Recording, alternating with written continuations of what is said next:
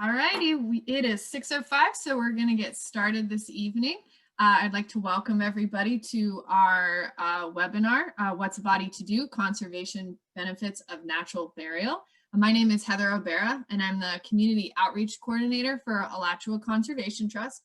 I'm also joined by our Executive Director, Tom Kay, as well as Freddie Johnson with Conservation Burial, Inc. For those of you who are new to ACT, who may not know who we are an accredited nonprofit land trust. Our mission is to protect the natural, scenic, historic, recreational resources in and around North Central Florida. We protect land through purchase, donation, and conservation easements across 16 different counties. Tonight's panel discussion is part of ACT's Keep Florida Wild virtual series. And if you'd like to support environmental programming like this in the future, please consider donating by texting Florida Wild to 44321. We certainly appreciate the support. It helps us do programs like this in the future. We will continue these monthly programs for as long as folks keep attending them. So please consider making a donation to support this effort. And we hope that you enjoy the talk tonight. Also, if you knew someone who couldn't make it or you want to share this talk with anyone, we will be posting this to our website at alachuaconservationtrust.org/keepflwild. Last announcement before I turn it over to Tom to do his portion of the presentation this evening is that we will have a Q&A following our last presenter. And so if you have questions, even during the presentations, you can send them into the chat box or you can send them into the Q&A, which are both, there's options for those located at the bottom of your screen. And also if you're on YouTube, you're watching us on YouTube, you're more than welcome to chat a question to us there as well. And we will try to cover as many as possible. So without further ado, I'm going to turn the program over to ACT's Executive Director, Tom Kay. Tom? Hey, good evening, everybody. Thank you. And while I get ready here to share my screen, hope you're all doing well this evening. Well, I certainly appreciate you all taking the time to come together tonight. You know, my part of the discussion is really sort of the history and how Prairie Creek Conservation Cemetery started. Obviously, Freddie, in some ways, would be better to talk about that. But he's going to talk about a lot of the other benefits that we saw as an organization when Freddie and some others approached the organization, you know, more than 12 years ago about this. So for those of you who don't know, you know, Prairie Creek Conservation Cemetery is in sort of the southeastern corner of Alachua County, out Highway 20, about 7 miles from Micanopy, 10 miles from downtown Gainesville, coming out State Road 20. So starting in the early 2000s, Alachua Conservation Trust was trying to protect a lot of lands around Prairie Creek. For those who don't know, Prairie Creek drains Nunes Lake, which is one of the largest lakes in North Central Florida, towards Paynes Prairie Preserve State Park and onto Orange Lake. So through a series of acquisitions, the first one being completed in 2005 through 2009, ACT acquired more than 1,150 acres. 500 of those acres ended up going and becoming part of Paynes Prairie Preserve State Park, and the remaining about 600 acres is now what it is today, Prairie Creek. And a large part of why we ended up holding on to that was Prairie Creek Lodge. The state didn't want to hold on to that, and so that was part of it. As a result of that, we had to be pretty creative. That was a lot of acquisitions at a time when land was pretty expensive. And so during this time, Freddie Johnson, who's the current executive director for Prairie Creek Conservation Cemetery and the founder, along with Larry Schwandis and a few other members of the Gainesville community who were interested in conservation burial, approached my predecessor, Robert Hutchinson, about this idea of conservation burial. At the time that Freddie and Larry went to Hutch in the ACT board, there was only 2 conservation cemeteries in the entire country. You know, just as a brief, Freddie will jump into a little bit more, but a conservation cemetery is a place where people are buried. Part of the proceeds go towards conserving additional lands and you know, helping restore those lands. So what ultimately ended up happening was, after a series of 2 or 3 years of lots of meetings and charrettes, no doubt maybe some of the people even on this call were part of that, there was the creation of Prairie Creek Conservation Cemetery in July 2010. with our licensure. And it was just in time for sort of very beloved conservationist physician, Dr. Kathy Cantwell, who was our first burial out here. So she sort of held out. That was her wish, to be buried out here. She was our first burial out here.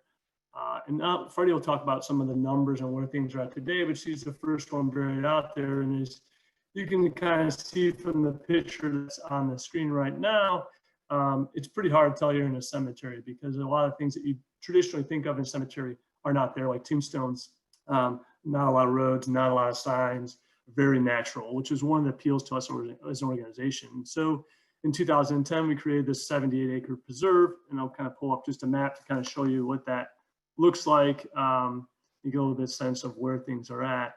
And one of the really, I think, benefits, and one of the things that really sold us on why we thought conservation burial was a good idea from an organizational standpoint, among many other benefits, was this idea of being able to conserve additional lands. And so in addition to, if you can see my cursor, the original 78 acres, in 2016, we acquired an additional 15, 16 acres, and it was a real issue. For those of you who may recall that time, there's a lot of incompatible uses on that property. Like people running ATVs, shooting guns, not very compatible with running a cemetery, particularly during a burial service. Sort of breaks with the quaint quiet and solitude that we're so hoping to have out there. And so with proceeds from burials and also some fundraising on ACT's behalf, we were able to acquire that property, sort of complete the optimal boundary for Payne's Prairie Preserve State Park and Prairie Creek Preserve itself, and put that acquisition in. And if you went out there today, you wouldn't know any different. And other than that, there's another trail through there, the Wayne Clements Trail. That was another trail made in honor of a loved one who's buried out at the cemetery, with a picnic table and some things out there to enjoy that space. So that's a real big component of what we're trying to achieve by working with Freddie and the cemetery and trying to make this thing done. Another part, I always love this thing, this sort of social media thing, is it's really brought in a much larger part of the community, because we're going back to basics with conservation cemeteries and green burial. We're not using excavators, we're using people and building community by bringing people into the cemetery to understand and learn burial in a different way than we've probably known in America for the last 130 years. And Freddie will talk about some of that history, but that's one of the things I really, that we love about this thing. And also bringing back the restoration is sort of the other component that's really a big part of what ACT was, the lure of doing a conservation burial cemetery with Freddie in the cemetery, which is doing a lot of habitat restoration. These lands were farmland, they were pasture, industrial silviculture. So part of the process is, in addition to, sort of bringing healing families, it's also about healing the land. And so it's been a huge, huge success from our perspective. And one of the things I note now, that there's more than 10 conservation cemeteries in the country now. We were the first partnership where there was a land trust brought in. And every year it seems like Freddie and myself go and speak with land trusts about this combination, because it's a great way to conserve land and also do something good for the earth with our last act on earth, the physical act on earth. So, and I'd note, as sort of my last statement before I transition and let Freddie go into his presentation, is that you're never too young to fill out burial preferences. We don't do, you can't prepay for your cemetery, and Freddie will talk about that some, but you have to fill out burial preferences. And as I say, never too young. I did mine, I think I was like 34 years old when I made the decision to do that. So that was some years ago, and I'm still sticking with it. But and if you haven't been out there, we'd love to give you a tour, or go out there and visit on your own right now, given what we have going on with COVID. But I certainly appreciate everyone for coming on tonight, and look forward to the questions after Freddie's presentation. I'm going to turn it over to Heather now. I'd like to do a brief introduction of Freddie before he gets started. Freddie is one of the founders of Conservation Burial, Inc., the nonprofit that manages Prairie Creek Conservation Cemetery. He served as CBI's board president for 3 years prior to becoming the executive director in 2011. Freddie was president of the North Carolina sports company he founded in 1976, inspired by playing collegiate tennis. He moved down to Gainesville in 1989 and began a 19-year career with a pharmaceutical company specializing in dermatology. So Freddie is a man of wears many hats. Freddie has been a nature and animal lover since his childhood experience of growing up in and around the woods and creeks of North Carolina. Freddie, the floor is yours. So I think you should be able to see what's the body to do. And I just want to say I'm delighted that everyone that's here could attend.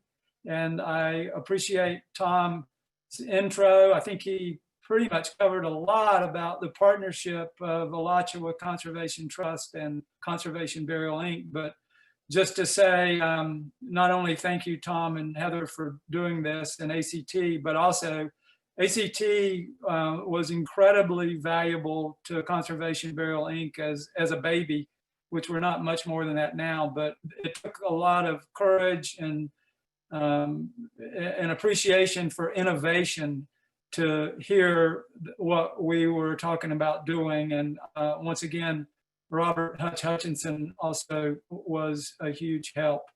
The actual number of, at that time, the actual number of conservation burial grounds we were the fourth one in the nation, as it turns out, but there was only about 60 places in the US that people really knew for sure where they could actually do a green burial.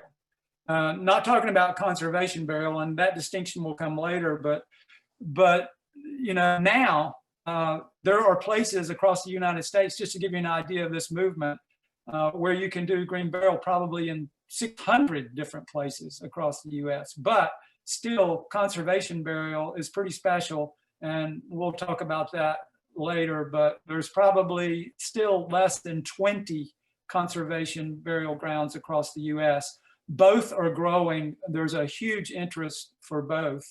But I just want to say that it is a beautiful partnership that has been incredibly successful. People are interested in it as an option. Volunteers are interested in working the land and helping with digging and burials. It is across the board been growing every single year as a movement, but also in terms of Prairie Creek Conservation Cemetery, which, by the way, now we are internationally known. You know, I get emails, not every day, but occasionally from all over the place asking more about how we managed to do this. So thank you, ACT. Thanks, Tom. Thanks, Heather. History, we're jumping into history. You probably all have heard of natural burial or green burial. And by the way, those terms are interchangeable. I like particularly have a preference for natural burial, but they are interchangeable. But what is interesting is they're thought of as new terms or a new way of burial, but actually it's a very old and it's truly authentically traditional burial methods. It's just that in our country, we started changing what was used to be just called burial to modern day burial. And so now we have to differentiate the names. Pre-Civil War, however, before the Civil War, the families pretty much as a sacred thing, they cared for their own dead, and natural burial is what they did. And the women folk would lay out the body in the cool room of the house. Back then, it was often called the parlor room.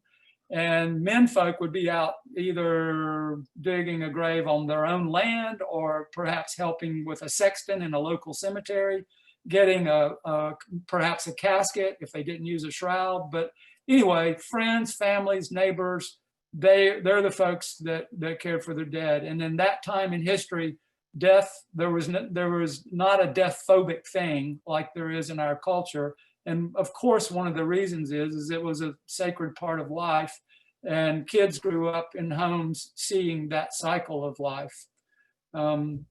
Burial itself started over 50,000 years ago. It was literally the very first way that human beings started some form of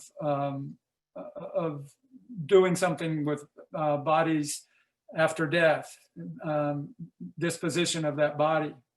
And so this was going on really up until the Civil War. And I'm going to take a quick break because it's worthwhile to recognize that even though we had all these settlers coming from Europe and wherever to North America, there was also enslavement before the Civil War. And that key, it is helpful. I want to share a couple of things that I found recently when I did a little research about that population of enslaved folks, and then even after the Civil War, how death practices were affected by that population of African Americans. And there's one article that, if you have an interest in this, I thought it was particularly good. It's in the Atlantic. It's a 2016 article by Tiffany Stanley. And I'm going to read a quote from there relative to what was going on pre-Civil War for African Americans. This is, quote, "Untimely death and dying marked the African American experience at its beginning. From mortality-plagued transatlantic voyages to the violence of forced labor and the privation of the slave quarters. Surrounded by these unnecessary deaths, funeral ceremonies were an urgent and central rite in the slave communities." So, while the settlers were caring for their own dead and a very sacred thing for them, the enslaved folks were in this little piece of time that they could have some freedom and peace, and not always was there, but a lot of times it was when one of them died, and they could actually have a connection to humanity, which, by the way, is the next quote. If you look on the right side of your screen, Black people use death to claim humanity. That's a quote from Dr. Cami Fletcher, who was a part of a short documentary interview with Caitlin Doty, who you see there, the white person in that photo. And it's less than 18 minutes long video. Caitlin Doty is amazing. She's written several books, all related to death around the world and her experience. She is a mortician, and she also has I don't know if I just said this, but she actually spoke at the ACT Lodge a few years ago. She's from California. At any rate, those are some resources. If you're interested, check them out, please, and learn more. So now we're at the Civil War, which did create a tumultuous interruption of what the settling families in North America, all of a sudden, they could not all of a sudden care for all of these dead that were on the battlefields, thousands, far away, no refrigeration, no fast transportation. So you can imagine the sacred rite that they had done for thousands of years, but in our country, at least since settlements here. So the medical folks that were doing anatomical embalming at that time in the North, the government facilitated them to come down. They were mostly doctors that had a particular interest in embalming, and they, for money, or at least for the most part for money, they were able to, the families that could afford it, or for the ones the government paid them for officers, they were able to, at least for some families, solve this situation of where they couldn't care for their own. And those bodies were taken back to the families, and the families could do what they'd always done. This, of course, was only probably a small percentage, but definitely a percentage. And it's what ironically, eventually, it's what ironically became the core of the funeral industry, is that expertise. Because once those physicians taught lay people or entrepreneurs, that practice spread, and it was also a fairly lucrative skill. Here again, I'll mention that on those battlefields, the African Americans oftentimes were the ones that, for those bodies that couldn't be taken back, they were the ones that that buried those bodies either where they were or in the vicinity of where they were. So embalming did indeed become the core of the industry, and the industry actually grew fairly quickly because the the embalmers gradually became more and more accepted, and there started to be a change in the culture. In 1865, after Abraham Lincoln's assassination, his body was embalmed. And if you remember, the body traveled by train. I think the embalmer went with him, but it traveled by train from Washington, D.C. to Springfield, Illinois. And all along the way, 12 different cities or so, there were huge crowds to witness seeing President Lincoln, his embalmed body. And everyone, that was sort of a boost to the whole idea of embalming. And the industry continued to grow. Those embalmers and folks they declared their official title as funeral directors, because the term funeral directors didn't exist before. Undertakers maybe, but not funeral directors. And shortly thereafter, they formed the Funeral Directors Association. And that is still around today, that association. There was a lady by the name of Jessica Mitford. Some of you may know this. She wrote a book called The American Way of Death. The original edition of that was in 1963. But it was all of that time from the turn of the century to 1963 that the funeral industry grew by great guns. And also worth noting is, switching back over to the African American community, and they found this ended up turning out, even with Tom Crow, it was sort of mutually accepted that that Black funeral homes cared for their own and white funeral homes cared for their own. Actually hasn't changed a whole lot, but the important thing in terms of the Black community is the funeral home and funeral directors became, they found some empowerment. For one thing, it was an expertise where they really earned enough money to have time to get into politics, become mayor. The funeral home, and they helped start churches. They helped start venues for discussions and meetings that really helped in terms of providing them a lot of support for the community. So the American Way of Death, back to that book by Jessica Mitford, it was an expose on the funeral industry and how excessive that it had developed. Of course, all of this happened kind of about the same time as the Industrial Revolution. So it wasn't actually so much planned as just like a lot of industries. It developed because of all the opportunities that it offered. But Jessica Mitford's book did get some attention. It took about 20 years, but the government in 1984 created, very much because of the attention that Jessica Mitford's book brought to the table, they created what's called the funeral rule, which is, as far as I know, pretty much the same that we have now. And regulation came to the funeral industry. That's sort of the history, but out of that, the takeaway is that, number one, we, for a long time, pretty much around the world with few exceptions, we did natural burial. We just didn't call it natural burial. We just called it burial.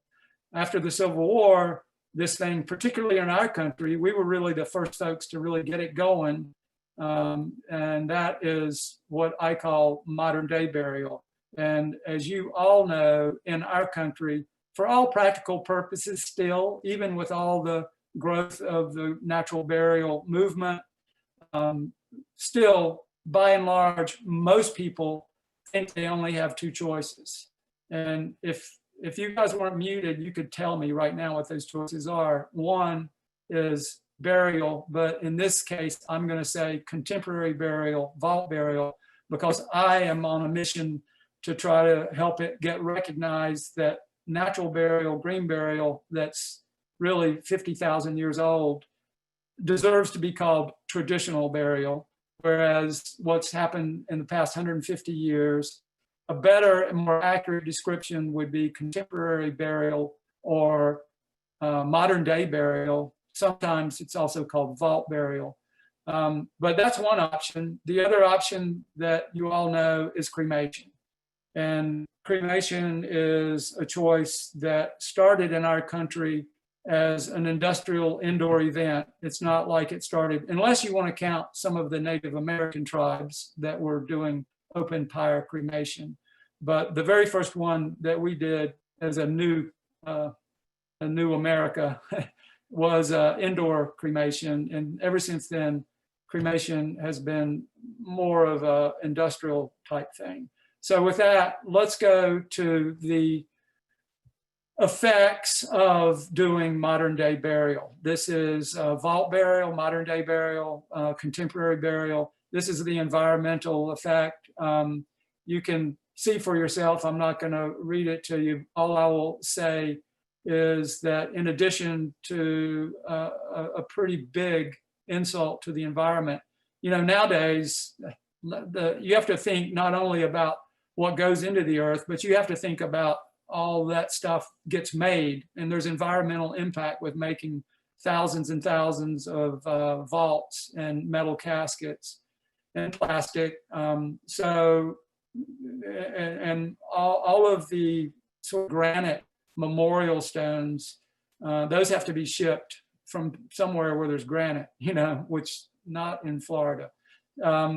At any rate, it's quite an environmental impact. There's also average cost by the time you do all of this with funeral homes and pay for all this in cemeteries is you're looking at, usually by the time you include the cemetery, well over $10,000. So it's financially, it's not sustainable environmentally. For some folks, I guess it's sustainable financially, but why is my personal question. Going from there, I would like to do a little bit of myth busting, because most people, when I do presentations, most people find it new news that embalming is not required by law, but it is not in any state required by law.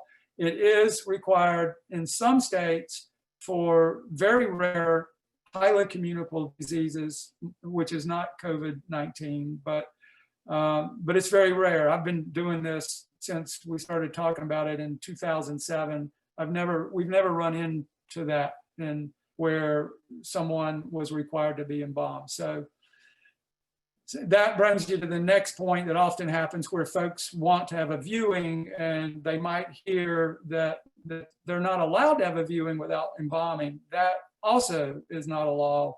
A funeral home could have it as a policy, but I try to encourage folks, if they want to have a natural burial and they want to have a viewing, find a funeral home that will work with them. There's plenty of great funeral homes out there that care about what people want. It can be done, has been done, and is done. Generally speaking, embalming is seldom really needed for any reason. Vaults, same thing. They're not required by law anywhere in the United States, although cemeteries they have the legal right in most states, including Florida, to say that if you're going to be buried in our cemetery, you have to have a vault. So that's true, but it's not a law. It's just a policy of that cemetery. And by the way, vaults are mostly for cemetery. In fact, might as well say vaults are totally for cemetery management. They help with integrity of the ground so that more density. You can see the picture of vaults there, and that's about the way they go in the ground. And each one of those vaults is usually a metal casket with an embalmed body. But it helps with getting more density, and it also helps with integrity of the ground so they can have a nice grass over it and drive heavy equipment. But it doesn't really offer anything in terms of, unless you buy into, we have to protect this body. And, the whole point of the life cycle is to get the physical body in the life cycle, not to isolate it and protect it. Because when you're protecting it, you're also preventing what is perfectly done by nature, and that is to go back to the earth and back to the living with those physical properties. Okay, that takes us to another common myth that you cannot care for your dead anymore the way our ancestors did. And in most states, or many states, and in Florida, you certainly can, even without using a funeral director at all. In some states, it's still legal to care for your own and have a home funeral and do what these folks are doing. But you do have to pay a funeral director to sort of oversee it. But once again, in Florida, this is something that can be done by families. And Tom mentioned Dr. Kathy Cantwell. That's exactly what her family and probably about 50 friends did. And it was very beautiful. It was the very first burial at Prairie Creek Conservation Cemetery was a home funeral. And therefore, we always let folks know it's an option, and we connect them with resources to help them do it if that's meaningful to them. So now we just talked about the modern day burial. We talked about some myths and have sort of extinguished those myths, but now I want to approach the other choice. Remember, we said, okay, you got burial, modern day burial, everybody knows about it. The other thing that everybody knows about, and what most everybody's switching to, is cremation. The main reason folks switch or start using cremation, in 1984, only 15% of the population chose cremation. Now it's more like 56%. And in South Florida, 70%. And cremation is much less, it's much less cost. A direct cremation, which by the way is important for everyone to know, that there's different kinds of, cremation is cremation, but if you do a direct cremation, what that means is you're not gonna have a viewing of the body, you're not gonna have ceremony, you're not gonna have a memorial before the cremation. You save all that till after the cremation. The advantage for that economically is that direct cremations almost anywhere are less than $1,000 for everything. And the family gets back cremains, which they can, I'll show you some of the things you can do, but one thing you could do is you could come to Prairie Creek Conservation Cemetery, have a ceremony of your choice, free marker, GPS, and actually do a burial ceremony with those cremains. That's if you chose cremation, which takes me to that choice would include accepting, and I understand, I mean, whatever people want to do, we understand there needs to be choices and they should choose what they want, but they also should know their choices. And that's why I'm doing this presentation, one reason. But here's some of the environmental impact you can read for yourself. It's mostly about high energy use because you have to get those temperatures up 1900 degrees Fahrenheit for a couple hours. And that also depends on the body weight and so on, more for heavier, obviously. But there's also a lot of, besides the energy use, there's a lot of emissions when you burn a body, and those are largely greenhouse gases. There's also mercury if that body had amalgam in teeth fillings that vaporize and they go into the air.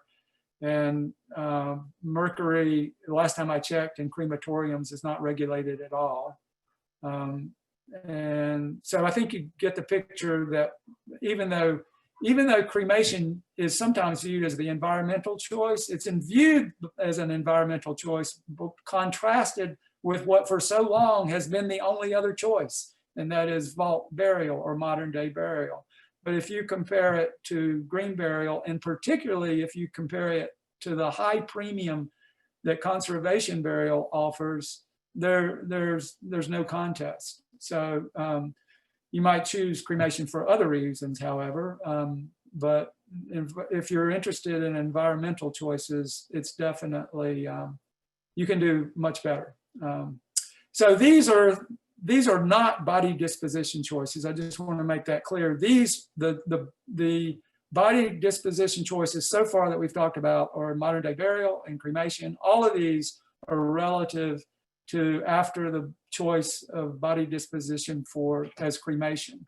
And this list could be extended immensely, but I won't go any further with it, except for just to point out that you can do pretty much whatever you want with cremains if it's meaningful to you. You have to ask permission for somebody else's land, and there are laws about going into waterways, but it's pretty wide open, particularly in the state of Florida. These are now very quickly other choices. These are choices that you may not have be aware of. And I certainly can tell you that they're choices that most everybody is not aware of. But Recompose is a new choice that you can look it up online. Essentially, it's body composting done very well. The only place it's legal, it's newly legal as of last year, I think, or earlier this year, maybe, in Washington State. I think that it will be legal in other states because it has good science behind it, and it also has some good funding behind it and good people behind it. It is, there again, one of these choices that have been thought of to replace cremation because it's sustainable. Essentially, you get your loved one body back with very rich soil, which can go into conservation land or gardens or maybe like a arbory. Anyway, that's Recompose. Forensic body farms are for, as it says, forensic study. Nobody gets anything back there. The reason I wanted to particularly include it here is we actually have one of about 7 or 8 in the country in Tampa in Florida, and it would be, for some folks, maybe meaningful, but it also happens to be a free choice because they're in Tampa, not far, within a, I think, 250-mile radius. It's a free choice. So you can learn more about it, once again, by going online. More choices, burial at sea, pretty much, I think, in any state, but particularly it is a choice in Florida. I don't think it would be a particularly environmental choice, but maybe a very meaningful choice. I also don't think it would be a very economical choice, but all the information for burial at sea is available through vital statistics. And of course, if someone's in the Navy, they can arrange that through the Navy. Resumation, which is also called, as you see, biocremation, non-flame cremation, or aquamation. This is legal in many states, but not every state. But the first state that made this legal was Florida. And really what it is it's using a really basic liquid like lye. And the body is in that vat. The lye eats away all of the soft tissue. You end up with a skeletal remain. The skeleton is pulverized, which, by the way, is the same thing that happens basically with cremation. And what folks can get back is those, well, you can call them cremains. And so the advantage here is much, much less energy use, like 2/3 versus cremation. There's no day-to-day air emissions. Air emissions are only for the substance used and for the infrastructure. But once again, you can check it out. It is called by many different names. Most of the ones are listed there. Also, another choice for body disposition is anatomical board. That's like at Shands, which there again is probably one of 7 or 8 across the US where you can donate your body to science. Lots of information online for that choice. And then for-profit research, one such company is called Science Care. And the reason I put it there is there is a Science Care facility in Tampa. Once again, that can be a free choice without any expense. They're going to use that body for profit, but a lot of times it's used for training doctors and medical facilities on, new procedures, but they also could use it probably anywhere around the world. Sometimes the family can get cremains back there. You have to kind of check it out. Open pyre cremation is indeed available in the US in one place right now, Crestone, Colorado, where they also have a natural burial cemetery there, but that's an area in the Sangria de Cristi mountain range of Colorado. I've been there a couple of times, a very spiritual community with tons of spiritual groups there, mostly Eastern, hence open pyre cremation. And then finally, we're at natural burial, which most of you know. Natural burial, most basic definition is that there can be no vaults, no embalming. And if you happen to use a container at all. You do not have to. A shroud is totally acceptable and probably the most common choice at Prairie Creek. But you can use a lot of other different kind of rigid caskets if you want. The one you see there is wicker, which can be made out of bamboo or any number of reeds, including seagrass. You can also use cardboard, which sounds bland, but I'll show you, you'll see coming up, you'll see a cardboard casket and what can be done with it to make it a piece of art. But the other thing that natural burial, right now we're just talking about, once again, natural or green burial, which has been done throughout history. But the other thing about it is what comes along with it often is a whole new experience for people, because it's so much more intimate and it has a tendency to pull them in and get them involved, because I think, and being in nature as well, it can create an opportunity for really a good healing experience. And generally natural burial, even though it's about what you're not doing, you automatically, by not doing that, are somehow connected more to reality, nature, and the cycle of life. Here, just very quickly to further the point, as you see it on the left, that is a grave at Prairie Creek Conservation Cemetery right before where we or family or volunteers are ready to lower what, if you look on the right, that's a good example of a shroud that would be lowered there, or a casket.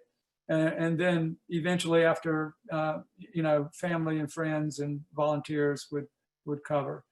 And it's very beautiful.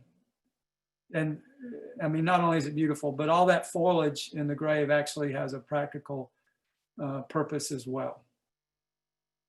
So here are some different containers, which you've already seen most of them, but there again, that cardboard, which you saw in the home funeral slide, that can be a very beautiful thing. Cost of a cardboard, that's a cardboard cremains casket, probably costs $100 or less. And it becomes, a very active part of ceremony and can be so beautiful. That can be done at the cemetery, it can be done actually with a loved one in it, or it can be done at home as a home funeral, or it can even be done at a funeral home. Or you could do the casket and then take it to the funeral home.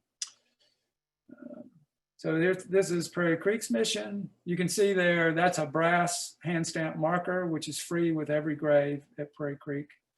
And Tom's kind of already shown you this map, but the cool thing is all the trails that don't even stop with Prairie Creek and Prairie Creek Preserve or the cemetery. They go into the Hawthorne Trail, into Payne's Prairie, hiking, biking, horseback riding. It's, one thing about conservation burial is the whole point is to, I skipped. Now's a good time, Heather. I'm going to let you play that video.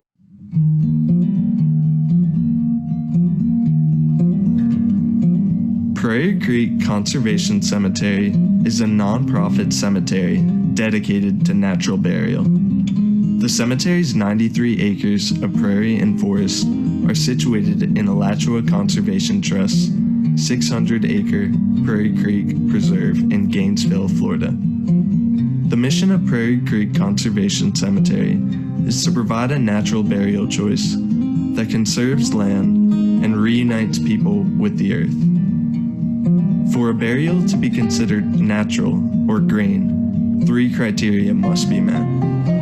There can be no embalming. Vaults are not utilized in the cemetery, and all burial products must be biodegradable. At Prairie Creek Conservation Cemetery, bodies can be buried in either a fabric shroud or in a biodegradable casket, like one made from unfinished wooden, wicker, or woven reeds. No tombstones or headstones cover the land here.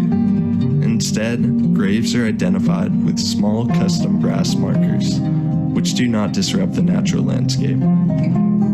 Visitors often decorate the graves of their loved ones with natural and biodegradable materials found in the cemetery. At Prairie Creek, we take the idea of natural burial a step further by combining it with land conservation efforts, making us a conservation burial ground. Prairie Creek Conservation Cemetery was the fourth certified conservation burial ground in the country.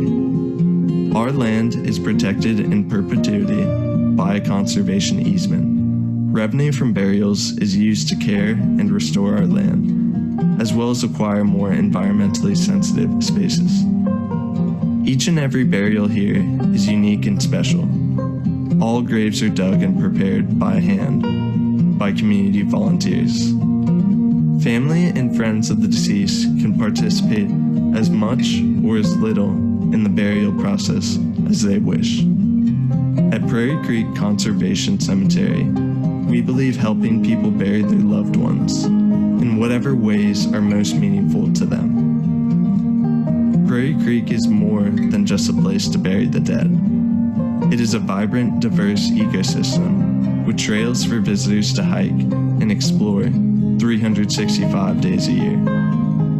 We are constantly working to restore and preserve the natural landscape with respect for all who are buried here. At Prairie Creek Conservation Cemetery, we make burials as accessible, economical, environmentally friendly, and meaningful as we can. We believe that returning people to the earth while protecting and preserving the land is the ultimate legacy to leave behind for future generations. Prairie Creek Conservation Cemetery serves as a living memorial that honors the lives of all who are buried here. So I think we're at a point to where I just want to show you the cost, which, by the way, is a big part of the mission at Prairie Creek Conservation Cemetery, to keep our costs low. In fact, full body cost has not changed since day one. And the reason for that is not because it doesn't cost us more to do it over time. It's that as a nonprofit, we recognize in our mission that it's kind of like the cremation thing. We know that people make choices based on what they can afford. So if we're about actually helping to mitigate climate change and to make a difference environmentally, the most affordable that we can be to the widest range of people, not only environmentally does it make sense for everybody, it also makes sense for social justice reasons. And thankfully, we have, because of people helping Prairie Creek in terms of, that can afford it, to give us a little, donate a little extra over the $2,000, which happens frequently, we're able to keep it the same so far. Cremain burial, $650. I should say that for a full body burial at Prairie Creek, you have to think in terms, unless you're doing a home funeral, you have to think in terms of what the funeral services cost is. Prairie Creek is a cemetery. It can't go and pick up bodies or keep them under refrigeration or do paperwork. So if you're not doing that yourself, which most people don't, they want some help on that, then you have to pay a funeral home. And that's where we try to help folks understand, although we'll work with any funeral home, funeral homes vary a lot between one or the other of how much they cost. And it's very easy to find a funeral home for a couple $1,000s for their services versus finding one that, if you're not aware of it, you could pay 3 times that. So just a note, once again, it sort of pays to shop, even in your death. So speaking of the end, here's the end. And just if you know anyone that that would like to have a presentation like this or similar, please let us know. Thank you, Tom. Thank you, Heather. And I hope we can answer any questions or any discussion now that is out there. Thank you, Freddie. I'm just posting that video link to view that video on YouTube if anybody would like to see it. There was also a request for a couple of the articles that Freddie mentioned in his presentation to post those. I will get those links from Freddie and I will post them with the video on our website. and we'll repost that link, but it'll be alachuaconservationtrust.org/keepflwild. We'll include that when we upload the video recording from this evening. So moving into question and answer, we got a couple of excellent questions coming in. The first one, someone actually mentioned that in South Florida, cement vaults are required because the water table is so high. So I actually turned that comment into a question for you, Freddie. Is natural burial an option kind of all over the state? Or are there certain areas in the state that are probably better for it because of issues like the rising water table, or we're seeing extreme flooding in South Florida due to climate change? Are there better areas, for natural burial, or can you have this option all over the state? You can have it legally. You can have it all over the state. Whether it's available all over the state, we have a disproportionate share of folks that find it meaningful to do what they want to do by coming from South Florida, because it is not so available there for natural burial, and certainly not conservation burial. There is a conservation burial ground in Tampa, and they have a very low water. Tom knows Laura Starkey, and you know what the water level there is, Tom. You live there. It's quite high, I guess you would call that, a high water level. And they do natural burial all the time. So it's not an issue of whether it's legal, but it is something, as I said, that any cemetery can make it a policy. And that could be one reason they make it a policy. But I can tell you that there is a natural burial Jewish cemetery in Miami, and they don't use vaults. So, yeah, I was going to say, natural burial is probably better down in South Florida than, given a water table situation, than traditional, or what we're knowing today is contemporary burial, because frankly, you have all those chemicals that potentially can be exposed to the water. I think the reality is in South Florida, they may get to a point like has occurred in some places in New Orleans where everyone's going to be buried above ground. I mean, that's certainly not the case everywhere, even in New Orleans.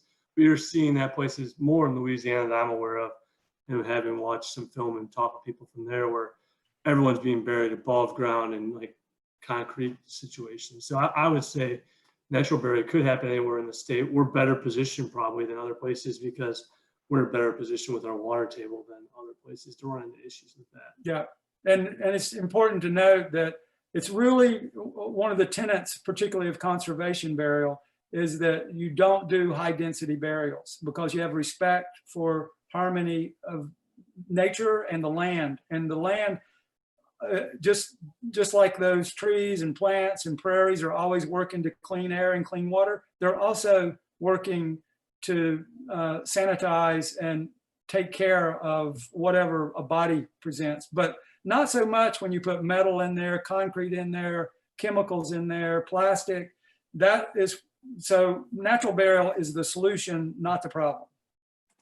Okay, this next question is a little bit related to that. I'm going to pull it up to make sure I get the correct wording, but you might have already addressed this a little bit in your answer. But with the rise of water tables and daytime flooding, so this is something that people are thinking about. Is there a problem with this land, or obviously any land, becoming water in the next couple of decades, and kind of how do natural burial sites deal with that potential or possibility? Yeah, I mean, it's always a possibility, particularly with climate change, and we're in Florida. But the question is how does that affect, a respectful done burial? If you go back to Tom's comment about Louisiana, if you put a body in what is pretty much an airtight metal casket, and then you have flooding, some of you may have seen some of this happen in Louisiana and photos of it. What you basically have is a boat that wants to float. If you have a body underground with, just like it's been done throughout history, and it's underground for a reasonable length of time, that body is very quickly, much quickly becoming a part of the earth. And it's not going to try to get out like a bubble. So once again, you know, we could have a lake over the cemetery 50 years, 100 years from now. That's okay.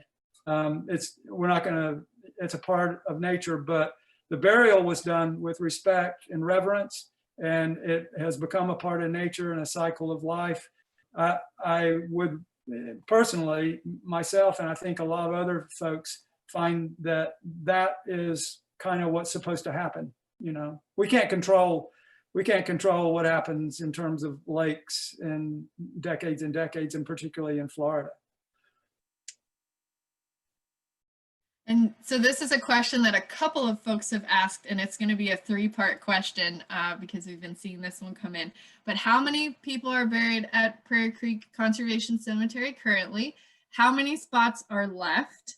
And there was one more part to that question. I'll make sure I get it right. Can you reserve a spot now? And what's that process look like? Those are all great questions. So we've done a little over 600 burials. Majority of those are whole body burials, but remember, some of them are cremain burials, and a very few are pet burials that are associated with those folks that are buried there, those families.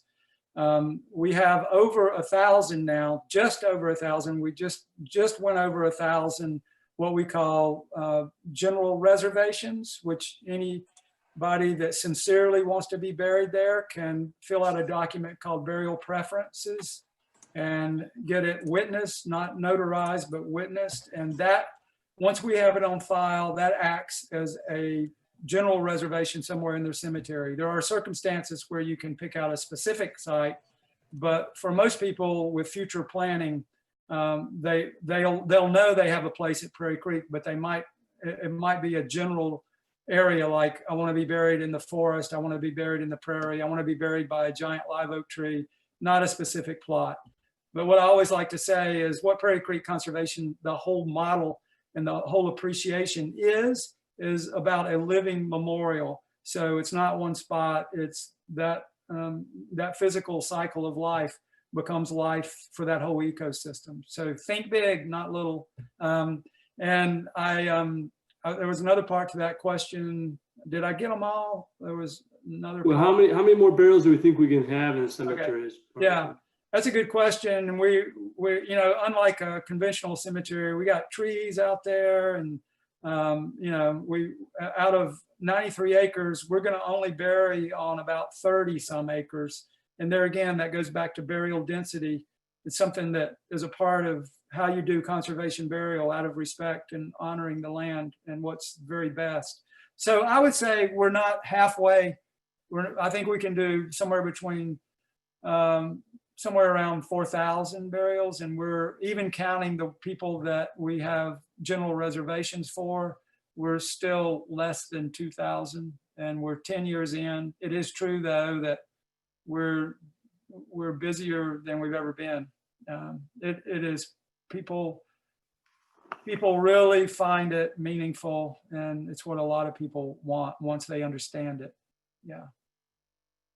So along those lines, related to upkeep of the cemetery and also like amount of folks buried there, is the general area of the grave, is that maintained indefinitely? Is that maintained by Conservation Burial Inc. or Alachua Conservation Trust, or is that maintained by the family? And then also to add to that, can you install a bench or chairs near the burial site for family to visit? Is that an option for folks? Good question. Well, first of all, you can bring a chair and visit, and that's 365 days a year, dawn to dusk.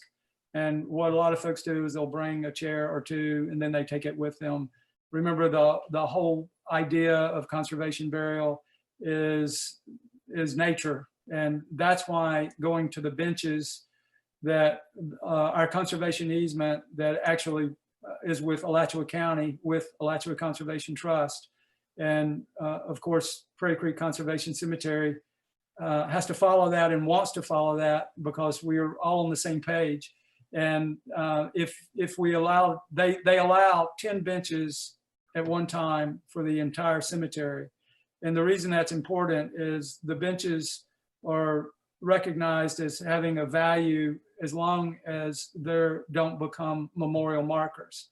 And if you don't have some kind of limits, you remember the photo I had with oodles and oodles and oodles of in that veteran cemetery, that could happen. And all of a sudden now it's not conservation burial anymore because you don't have a scenic nature landscape, if that makes sense. But certainly as far as care of the graves, again, the whole conservation burial model is about nature. So we're not about conventional burial cemeteries or conventional cemeteries where they're manicured and kept, you know, pristine. We're about going there and seeing wildflowers growing naturally. You might have a critter tracks across a grave, but it is also a very neat place to visit. People that come and visit their loved ones there might go on a hike or a bike or a bird watch before or after. They might have a picnic. And it's, you know, it's definitely, if someone's looking for pristine and contoured and manicured, we're not their place. But if someone's looking for a living memorial that's a part of nature and has something different to see every day and understands that their loved one is become a part of a living memorial, then come and take a look. And I would also note along those lines, I think I may have seen like a squirrel hide an acorn on top of a mound, but a question I think I've been asked, I'm glad I haven't seen it tonight, but a question I'm asked at almost every presentation is, have we ever had critters, particularly like coyotes or something along those lines, try to dig up a body? No, and not even close. So Yeah, right. Put those concerns at ease. Natural burial done correctly, it just doesn't happen. Yeah. So bodies are buried at between about 38 to 41 inches, correct, Freddie? Is that right? Generally 42 inches, 42, yeah.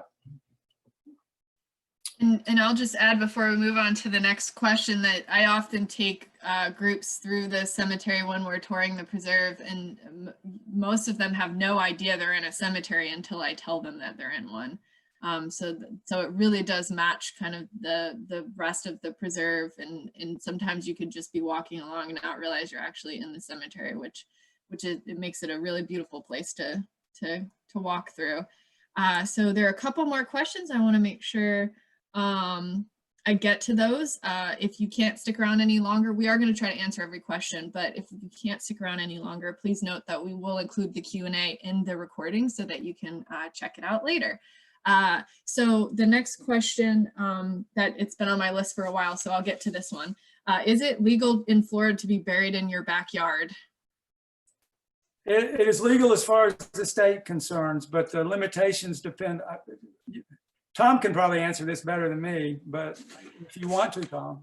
Yeah, I mean, so there's an exception usually for like family burials, and so you can create family burial grounds on your property.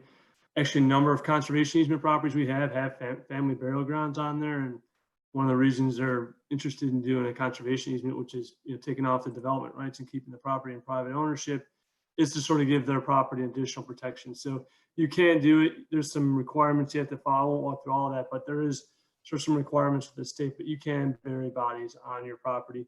Obviously, you need to notify the state and make them aware, because obviously they don't want people to just bury anybody on their property. That would create a lot of issues. And one thing with that is it does allow long-term for people to come visit on the property. So if people do decide to make that choice, you have to take into consideration that it may impact a resale value on a property if, say, it was against stay in your family. Yep. It has to be less than 2 acres, and you can't sell plots, obviously. Yeah, but it's doable. The question, where you can't do it is if there's a ordinance, local ordinance, or a subdivision that has rules against it. But in Alachua County, I can tell you, I know folks that have done it, and they're not in any kind of subdivision that has any rules against it. They're out like I am right now in the rural area. Yes, everyone I've been on like that, all of them are farms. The next question is, did I understand that one correctly? You cannot prepay, but you could fill out a burial preference form. if I have requested to be buried in Prairie Creek Conservation Cemetery in my will, is that document enough, assuming there is burial space? Well, there will be a space for you if you fill out that document and turn it into us. That acts as, you know, that's what we use to know who's coming. And we're not gonna, those spaces are counted for. In terms of paying, the most important thing you can do is plan, and wills are important. Advance directives are important, but what you would want in terms of burial at Prairie Creek, and you actually can prepay, you just can't prepay us. You can go to a funeral home that takes prepayment, most do, and work a plan with them and pay for everything if you want, including us. Or you can start a savings account, a CD, you can get insurance, you can use part of your life insurance and designate it. So there's lots of ways to make sure that it's paid for. It's just that the type of cemetery we are, a community nonprofit cemetery that's exempt from a lot of the rules. We can't directly take the money, but we can definitely help you with a plan, and you can be assured that you have a place. I hope that answers the question. I can, you know, any of this, you know, folks can call us at Prairie Creek and we can get more specific on details, and also anything that any of Heather, Tom, any of the attendees have any ideas or comments that help me make the presentation better, more meaningful, I would appreciate passing it along. Thanks. And I saw that Tom actually typed an answer to everybody. I didn't see that before I read the question, but that's also in the chat box. Someone followed up with, how do you get a burial preference form? It is available on the Prairie Creek Conservation Cemetery website. And also, where else can they go to get that form, Freddie?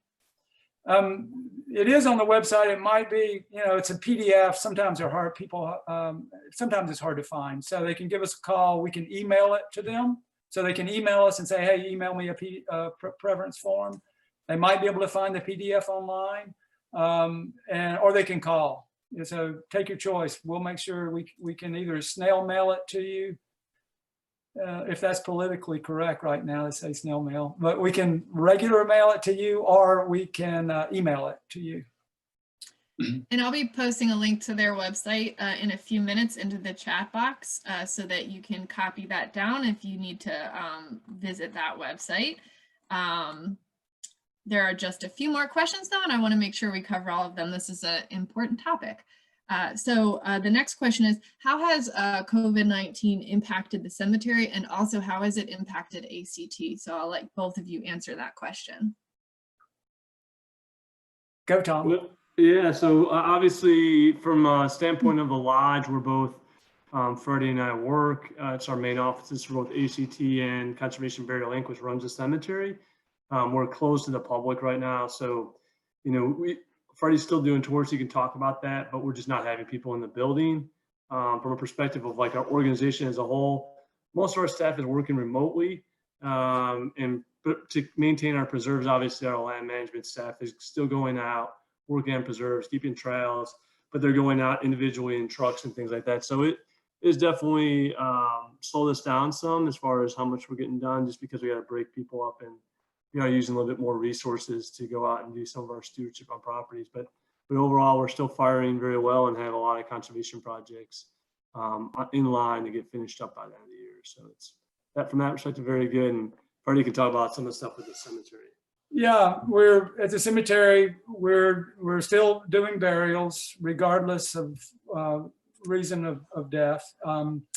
For most burials, we can have. This is sort of the county mandate, but we can have 10 folks there, 10 family members there, max. And we also ask that everybody wear a mask and do stay 6 feet apart. And it's working. It's unfortunate, you know, some of the burials where we have, you know, 10 folks there, immediate family members, there would be 50 people there easily. And because of that, we've seen families, and we help facilitate when they want to do Zooms at burials, videos. We help take photos. So we do the best we can in it. And sometimes we've seen some amazing videos of burials done that were shared with hundreds and hundreds of people that actually many of them wouldn't have been able to geographically get here anyway. So they probably wouldn't have seen it otherwise. So sometimes it advances the experience to more people. But for COVID deaths, we do have to do that, just our staff in the funeral home, not so much from the risk of the body, but from the risk of, you can imagine, the friends and relatives of that person who died of COVID is pretty high risk. So we have to respect that. And we've only done maybe 2 or 3 COVID burials. And when they're done, we also, once again, try to take photos or videos and help the family make it as meaningful as possible for them. So I hope, as far as tours, we're still doing tours.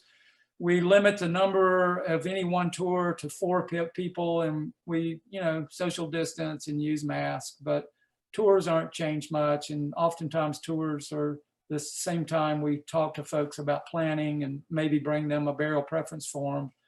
There's also a great document for anybody who wants to do planning on the website called Prairie Creek Conservation or Burial Guide. You'll see it. It's a little green click square. It's a planning guide. It's a document that goes into a lot of details about choices. And I've just posted the last couple of items in the chat box so that you guys can see the link to the website for Prairie Creek Conservation Cemetery, but it's just www.prairiecreekconservationcemetery.org. We have 2 more questions, and I'll get to those, and then I'm gonna let y'all go for the rest of the night. The first question is, if there is no marker on the grave, how would you find the burial site again, say after 6 months, or do you have markers on every single one? Yeah, every grave receives for free a brass. It's about maybe 2 inches in diameter. It's hand stamped by our artisan. So you can put whatever you want on there, but typically name, birth date, death date is on there. Sometimes people might change it around a little bit. The limitation is not what you put on there. The limitation is the space, because it's, but it is anchored flat on the grave. Every grave has one. And then every grave plot is coordinated with GPS coordinates. So you literally can use your smartphone to find grave sites. As long as you know the person's name, you can go to our website and find it that way. And then if all else fails, call us and we'll help. And I just saw a question come in on the YouTube. I know this is a complicated answer, so I'm going to refer them to give you a phone call, but they did ask how you go about creating a conservation cemetery in your area. And I'm going to encourage them to give Prairie Creek Conservation Cemetery a call. And like I said, you can find out their contact info at prairiecreekconservationcemetery.org, because I know that we are going to run out of time before Freddie can answer that question. So last question of the evening. Can you plant native flowers on the grave site? Yes. We actually have a whole program that is a native plant program. And depending on where the gravesite is, if it's in the forest, we have a planting day every year with lots and lots of memorial trees to choose from. If it's in the prairie, pretty much any time that there are wildflowers, we have growers, we have particular growers that grow our native plants, including wildflowers and shrubs. Wildflowers and shrubs are for the prairie, trees are for the forest, and sometimes shrubs in the forest as well. Like a kunti plant can go pretty much anywhere. But that's something that we do have a program for, a native plant program. Only local native plants can be, once again, it's a conservation easement standard requirement. And so we do monitor that, but it's certainly definitely doable. Absolutely. Yeah, and just to hop on that for just 1 second. The reason we're using certain growers is because then we know we're getting what kind of plant we're getting, and we're not running kind of issues, because that is, as Freddie noted, one of the things is we have to plant native plants there. And before we went to this program, people sometimes were thinking things were native and weren't, or they were planting things that might not necessarily survive there. And so with this program that we've developed between the two organizations, there's better survival rates on the plants planted and the timing. And we don't get any invasive plants that might do some harm to what we're trying to do from a restoration standpoint. All righty, well, that concludes the presentation and question and answer session for this evening. If you had additional questions, feel free to reach out to either ACT or Prairie Creek Conservation Cemetery. We do work in the same office, so we can pass those questions along to the folks at Conservation Burial Inc. And I would like to thank both Freddie and Tom for being here this evening and speaking on behalf of ACT and Prairie Creek Conservation Cemetery. And lastly, I just wanted to mention that we did just post our next webinar event. We were originally going to have a talk on conservation easements in October. However, that has been moved to November 10th. And in its place, we are doing a talk about mushroom identification. So if you're interested in learning more about mushrooms, October 16th at 6 p.m., we're going to have a talk with a group who specializes in mushroom identification in this area. And you can register for that through our website at alachuaconservationtrust.org, or I've included the link to the Zoom registration, and we will also broadcast that one on YouTube. So thank you all for being here this evening. Check out our website for the recording of this talk and also future events hosted by Alachua Conservation Trust. And once again, thank you to Freddie and Tom. I hope you guys have a wonderful rest of your evening.